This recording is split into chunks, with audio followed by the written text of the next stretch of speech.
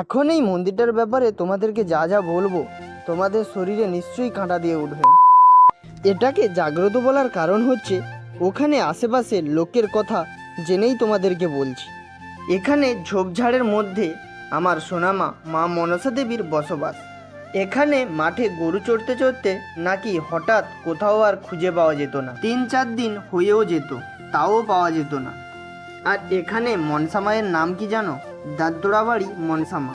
আর এই মনসা মায়ের কাছে মানত করলে তাদের বাড়ির গরু আবার বাড়িতেই ফিরে আসতো। আবার ওখানে মন্দিরটা জলার মাঝামাঝি ছিল বলে ওখানে মন্দিরটা ডুবে যেত, তাই ওখানে মানুষরা মিলে মন্দিরটাকে একটু উঁচু করে বেদি বানাবে বলেছিল। আবার ওখানের লোকেরা উঁচু করে বেদি বানাবে বলে মাটি কাটছিল, তাও নাকি সেটা কাটতে দেওয়া হয়নি। ওখানে যেখান থেকেই মাটি কাটছে সেখান থেকেই সাপ বেরোচ্ছে, তাই বেদি আর বানানো হয়ে ওঠেনি। তার জন্য এভাবেই এই মন্দিরটা এখনো হয়ে আছে এরকম।